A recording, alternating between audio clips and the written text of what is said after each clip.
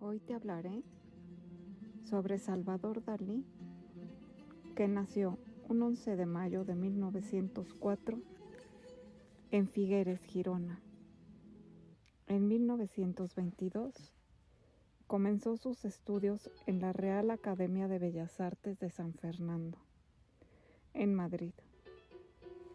De esa época data su amistad con el poeta granadino Federico García Lorca y el futuro cineasta surrealista Luis Buñuel, con quienes compartiría alojamiento en la residencia de estudiantes.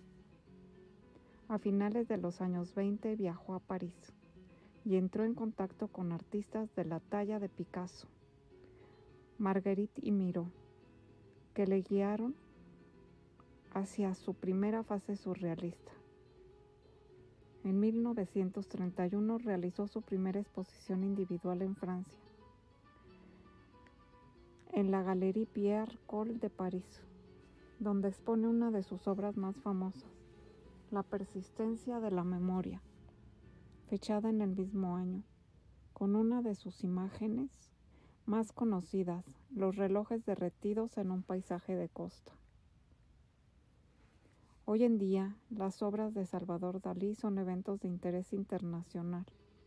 Desde su primera muestra en solitario, que tuvo lugar en 1925 en Barcelona hasta la actualidad, los museos más importantes del mundo siguen organizando retrospectivas del artista, en donde se pueden ver las distintas facetas más interesantes de su vida y obra. La relación entre Salvador Dalí y Pablo Picasso fue compleja desde que trabajaron en abril de 1926 en París. Un joven y prometedor Dalí fascinado por un Picasso ya considerado un maestro contemporáneo. La suya fue una relación de admiración y celos, mientras se iban entrecruzando en la vida.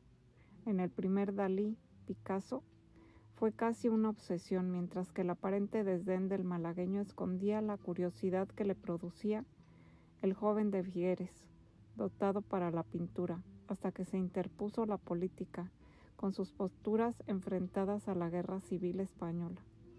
Picasso y yo es el título de una muy conocida conferencia en la que Salvador Dalí se pronuncia sobre la obra de Pablo Picasso. Por ello da título a esta recopilación de textos, incluida una única postal firmada por Picasso a Dalí, junto a otros textos que Dalí le dedicó al pintor malagueño y declaraciones de testigos que sirven para reconstruir el relato de su amistad, que durante años estuvo envuelta en tópicos, leyenda y celos. Pablo Picasso. Pablo Ruiz Picasso nació en Málaga un 25 de octubre de 1881.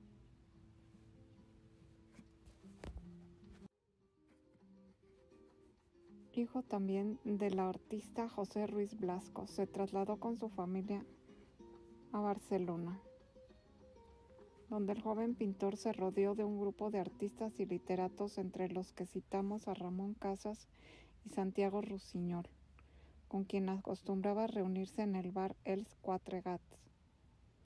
En 1901 y 1904, Pablo Picasso alternó su residencia entre Madrid, Barcelona y París, mientras su pintura entraba en la etapa denominada Período Azul, fuertemente influida por el simbolismo. En la primavera de 1904, Picasso decidió trasladarse a París y establecer en un estudio en las riberas del Sena. En la capital francesa, tuvo amistad con Guillaume Apollinaire y Mas Jacob, un dramaturgo, André Salmon. Su pintura experimentó mucha evolución por una paleta cromática tendente a los colores tierra, rosas, llamado el periodo rosa. Al poco de llegar a París, entró en contacto con personalidades del mundillo, como los hermanos estadounidenses Leo y Gertrude Stein, Daniel Henry Hankweiler, y en 1906 Picasso empezó a trabajar en una composición de gran formato que cambió el curso del arte del siglo XX. Les Demoiselles de Avignon. En esta obra cumbre confluyeron numerosas influencias, entre las que cabe citar el arte africano e ibérico, tomados del Greco y Cézanne. Bajo la constante influencia de este último y en compañía del pintor Georges Braque, Pablo Picasso se adentró en una revisión de buena parte de herencia plástica vigente del Renacimiento, en el ámbito de la representación pictórica. Las tramas geométricas eliminan la profundidad espacial e inducen el tiempo, como dimensión al simultanear diversos puntos de vista, llamada el inicio del cubismo. El estallido de la Guerra Civil, preludio de la Segunda Guerra Mundial, lo empujó a una mayor conciencia política. Ahí creó una de sus obras universalmente admiradas, el Gran Mural del Guernica, en 1937. El simbolismo que conforma una impresionante denuncia del bombardeo de la invasión alemana. El 26 de abril de 1937 arrasó esta población vasca con una acción de apoyo a las tropas de Franco. Ahí conoció a Françoise Gillot, con la que tendría 2 hijos, Claude y Paloma. 3 años más tarde, Picasso abandonó París para instalarse en Antibes, donde incorporó la cerámica del soporte predilecto. En la década de 1950 realizó numerosas series sobre las grandes obras clásicas de la pintura, que interpretó a medio de homenaje. En 1961, Pablo Picasso contrajo segundas nupcias con Jacqueline Roque. Sería su última relación sentimental de importancia. Convertido ya en una leyenda en vida y en el epítome de la vanguardia, el artista y Jacqueline se retiraron al castillo de Vaubenargues, donde el creador continuó trabajando incansablemente hasta el día que murió.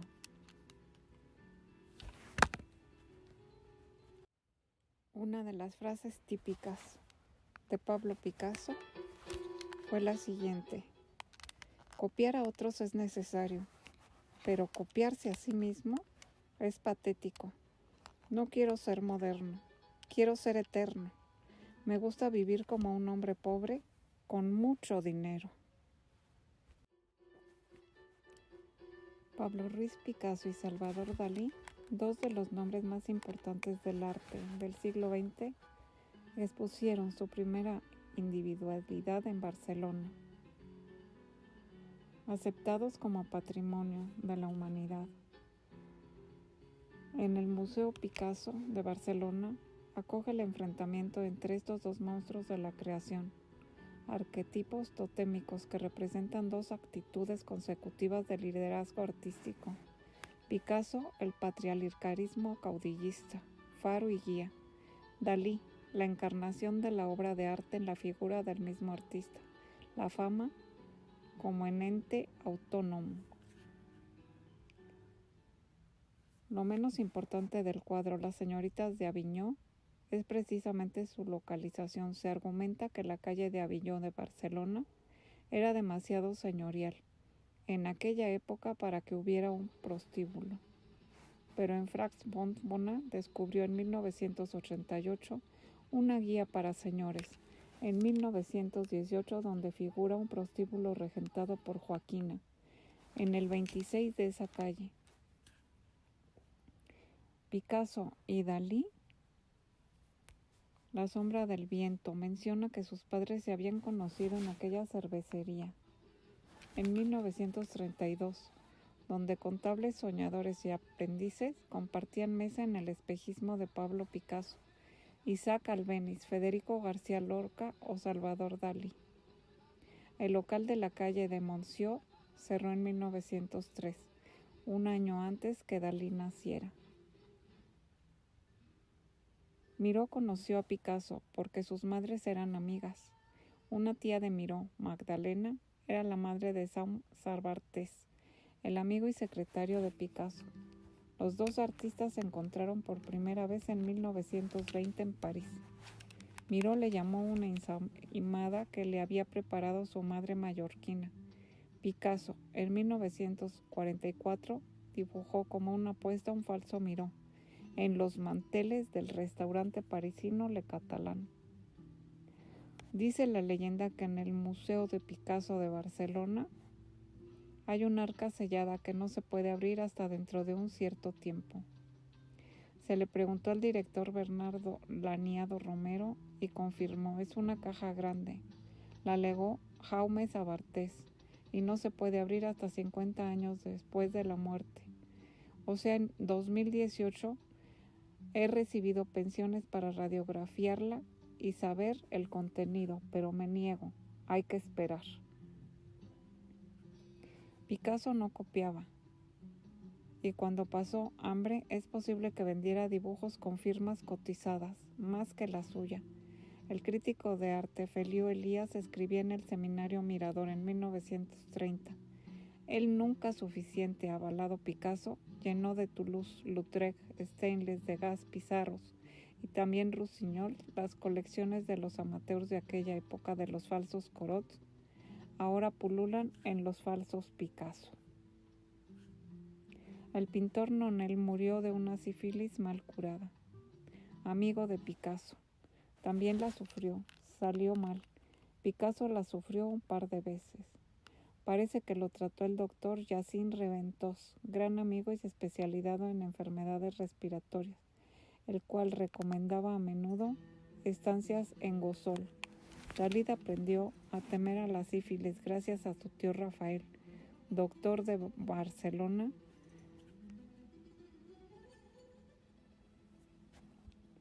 Dalí sodomizaba patos. Una señora Rius, en su libro, dijo, Dalí se representaba en el burdel de la calle de San Marius con un grupo de suecas. Todos entraban a la habitación e iban al lavabo. Allí, encima del lavamanos, gritó, ¡viva el divino Dalí! Alguien le cortaba el cuello a un pato. Dalí desenfundaba y odiaba los microbios. En el momento crucial, abandonaba la habitación. Después de riadas en septiembre de 1962, en el Hospital de la Santa Creu, una subasta de arte contemporáneo para ayudar a damnificados, Picasso envió el óleo Jacqueline con perro afgano, valorado en 3,5 millones de pesetas. Dalí contribuyó con el Cristo del Valles. Al ver que nadie licitaría la subasta, Picasso lo retiró y lo compró él mismo. El de Dalí lo adquirió el matrimonio de Torino, Alvareto, por 1,5 millones de pesetas. Dalí adoraba a Picasso. A menudo se retrataba en su estudio con un cartel donde podría leerse «Viva Picasso». En Semana Santa de 1926, Dalí por primera vez llegó a París y consiguió que el pintor Manuel Ángeles Ortiz le concertara una visita con el maestro. Al tenerlo delante le dijo, «Os he venido a ver, antes de visitar Louvre». «Habéis hecho bien», respondió Picasso. Ambos pasaron años difíciles y tenían mucha gente cerca que se querían aprovechar. Pero ambos artistas generaron bastante dinero para fundar sus respectivos museos. Y todavía más gala Dalí, que donó un collage del malagueño al Museu Picasso de Barcelona, poco tiempo después que abriera sus puertas, porque eso sí, Picasso era mucho más amigo de Gala que de Dalí. Picasso se afeitó el bigote a los 23 años, justo a la edad en la que Dalí se lo dejó crecer. A la pareja de Picasso, Fernand Oliver, no le gustó nada este cambio, pero la cuestión es que Picasso nunca más se dejó barba o bigote. Picasso, calvo, se exhibía con una sencilla camiseta de rayas azules y blancas. Dalí con bigote, melena y siempre podía llevar frac. Dalí se escondía detrás del bigote y Picasso hacía que no se supiera dónde esconderse ante su mirada. Picasso era un depredador sexual, necesitaba cambiar de pareja continuamente. Cuando tenía una pareja fija mantenía 2 o 3 amantes. Para él el sexo era una manera de burlar la muerte. Dalí, al contrario, siempre fue un hombre de una misma mujer, Gala, su esposa, y su sexualidad era tremendamente imaginativa, pero más reitiana que genital. Para entendernos, Dalí era un voyeur y Gala. Gala en ese momento era más picasiana. Picasso nunca retrató a Dalí. Dalí sí retrató a Picasso, la primera vez en 1947 como artista del siglo XXI. Una saeta alucinógena, a modo de pedestal y una piedra de Cadaqués en la cabeza. La segunda en 1973 con motivo de la muerte de él. Se limitó a copiar una foto de Brassai y hacer pasar el dibujo como un testimonio de su amistad en los años 30, con la inspección Moi aussi je connu l'empereur. Picasso no hizo servicio militar, Dalí sí. Picasso boxeaba y Dalí era un cobarde físico. Inclusive discutía con su amigo Federico García Lorca a ver quién era más cobarde. Pero el caso es que Picasso pagó 2,000 pesetas para evitar el servicio militar y Dalí hizo el servicio como soldado de cuota en Figueres. En 1927, a Miró, por cierto, la famosa huelga lo pilló haciendo de soldado en Barcelona.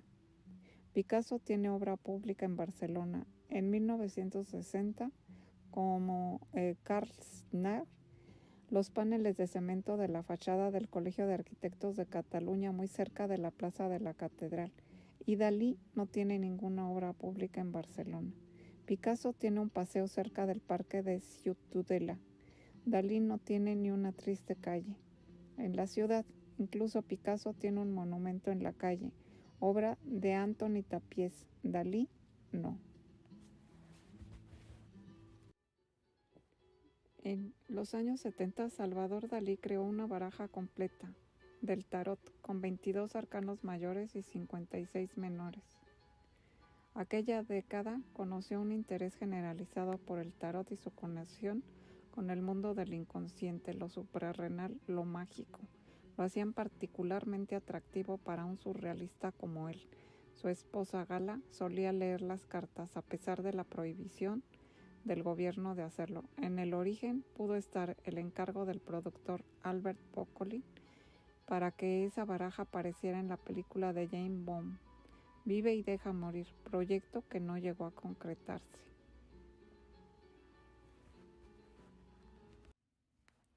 Salvador Dalí falleció a las 10:15 de la mañana de un lunes 23 de enero de 1989 en el hospital de la ciudad que lo vio nacer, Figueres, a los 84 años de edad, tranquila y dignamente, según dijeron las personas que lo acompañaron, que fueron su abogado, el alcalde de Figueres y su mayordomo.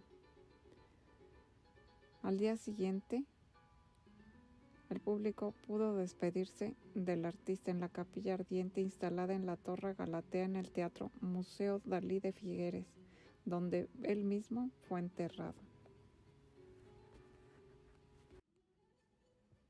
El domingo 8 de abril de 1973 murió Pablo Ruiz Picasso en su residencia de Notre-Dame de la Vie en Moulins, cerca de Niza, en Francia. A media tarde la radio y la televisión darían la noticia y en los días siguientes toda la prensa del país la recogería y ampliaría información. Así fue como lo llenaron de elogios, las declaraciones de personajes y las valoraciones críticas. Picasso ha sido sin lugar a dudas el pintor más conocido del siglo XX, se decía, en los niveles de la llamada cultura de masas y en las mismas ilustradas y restringidas esferas de la alta sociedad.